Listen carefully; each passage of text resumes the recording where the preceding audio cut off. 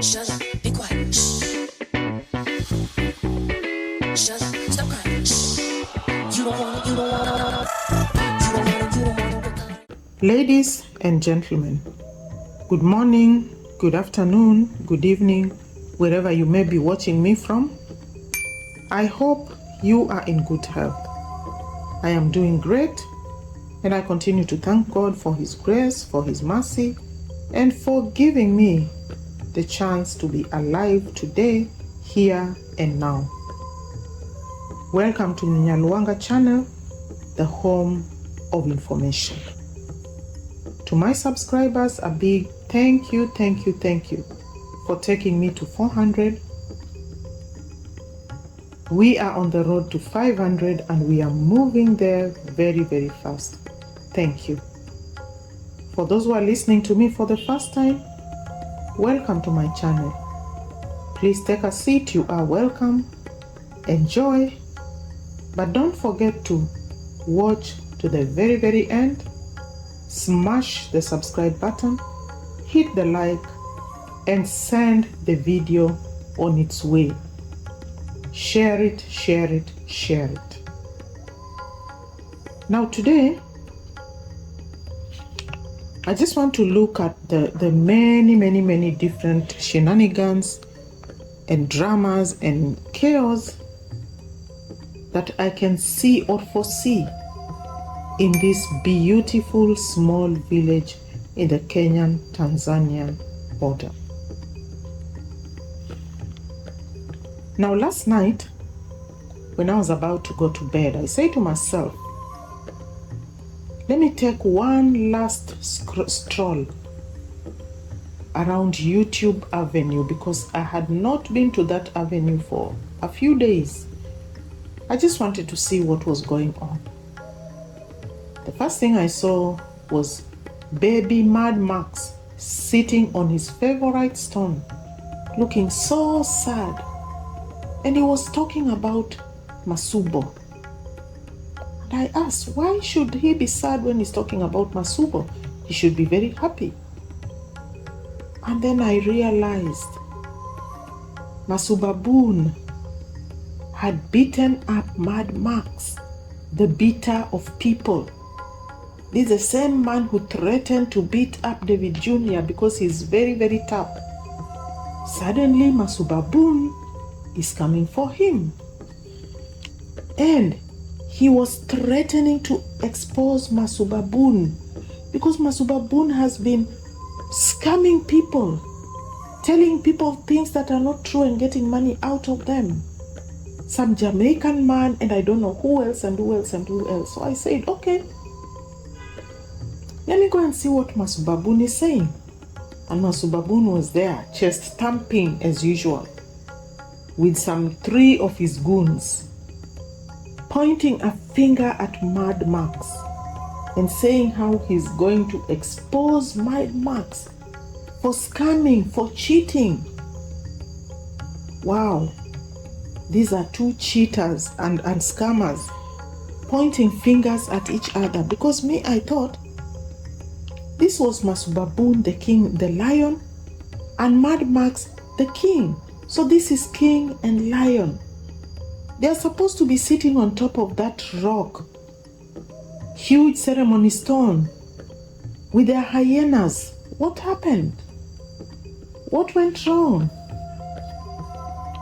And next to them was Gintu the scammer with some woman crying about how Congrats dad is trying to grab their land and kick them out of the land.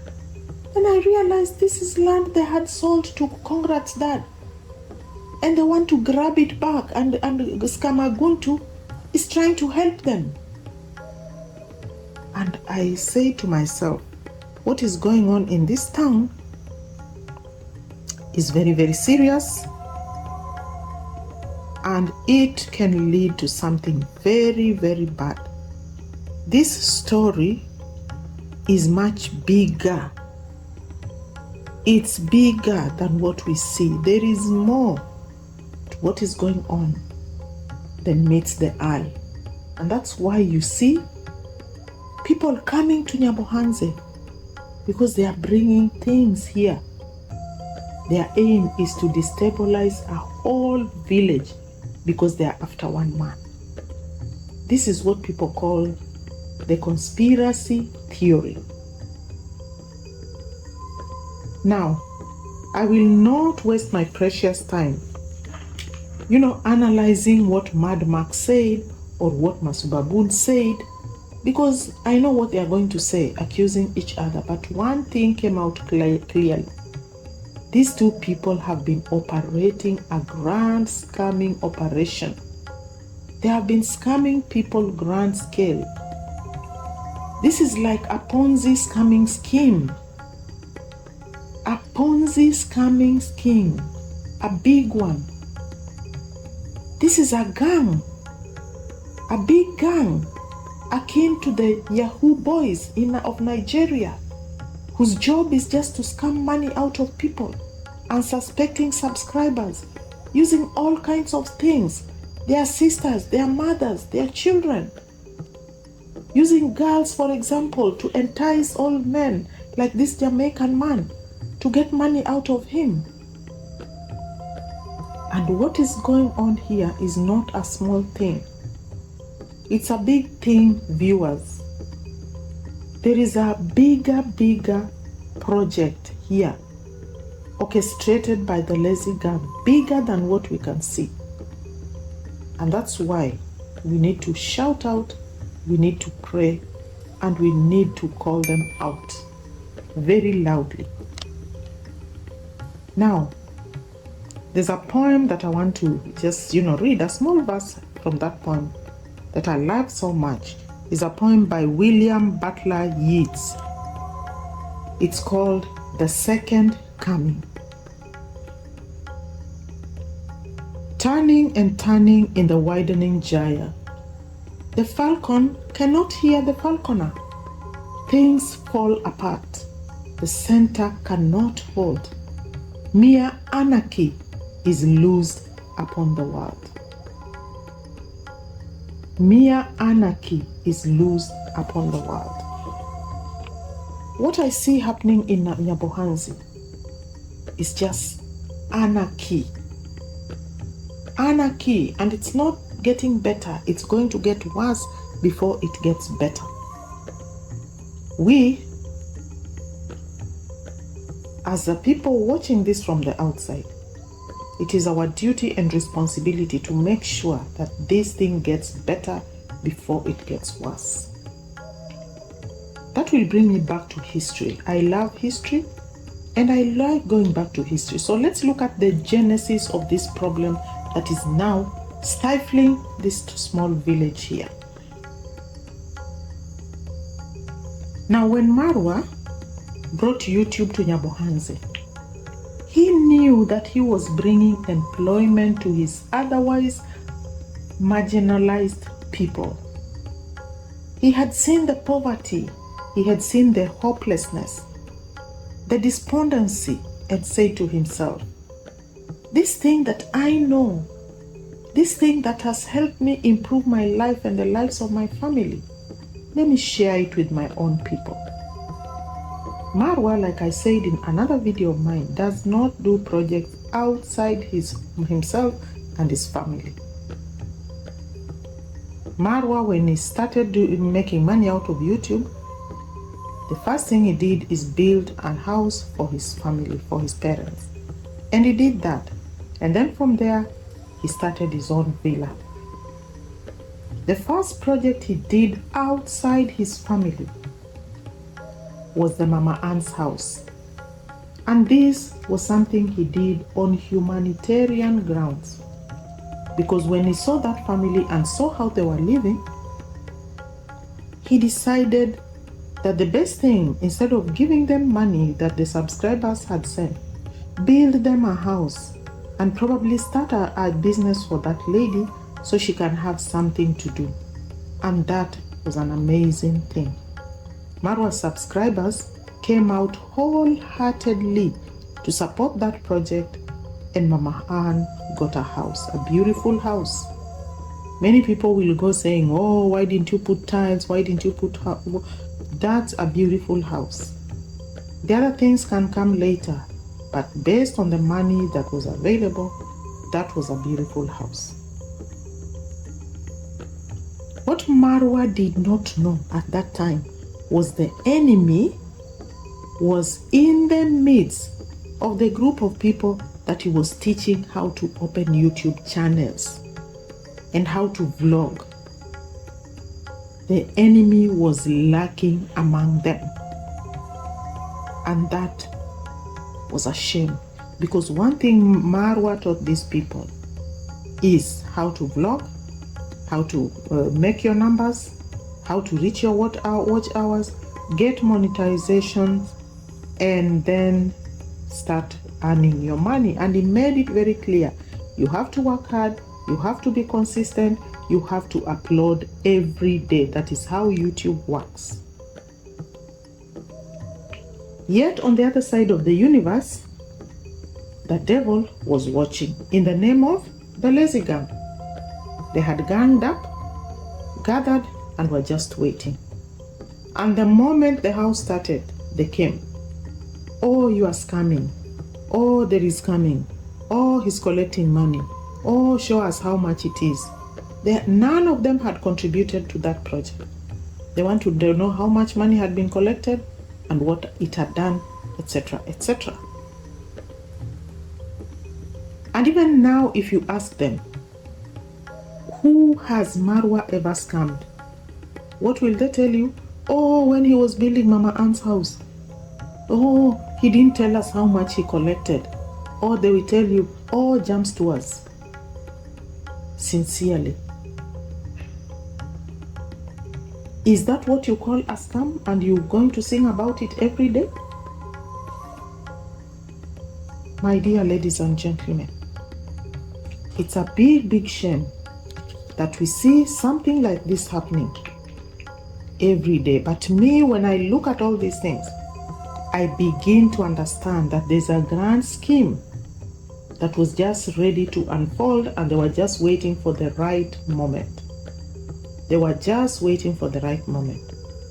Like Lee McQueen, a popular Kenyan YouTuber, always says, everything in politics happens for a reason.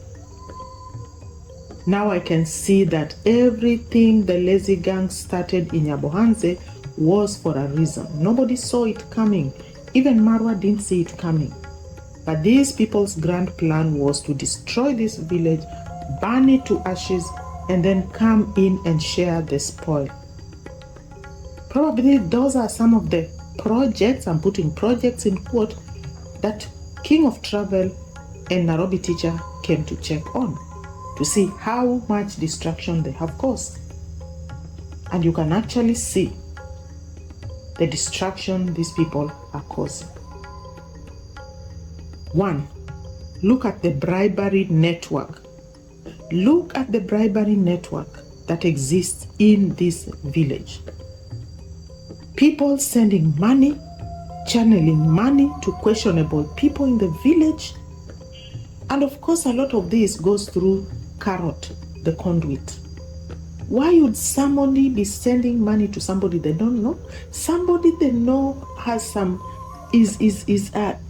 has some questionable characters, some people who have done bad things in the past and which they know, but they still send money to them, knowing that these people are a danger to the community. But they still send money because they have a plan. Now they realized that for this plan of theirs to work, they need a muscle man. So they recruited Scarface Nairobi Teacher, a man who has no scruples, has no ethic, and who has given stories in the past in his channel of how he can fight anyone and how he is not afraid and how he does not care and the things he can do. So look at how he was sent to threaten Kibe and even threaten Mark Ventures. And I know even he is the one who instigated this arrest of Gatiriba. So look at how things are falling in place.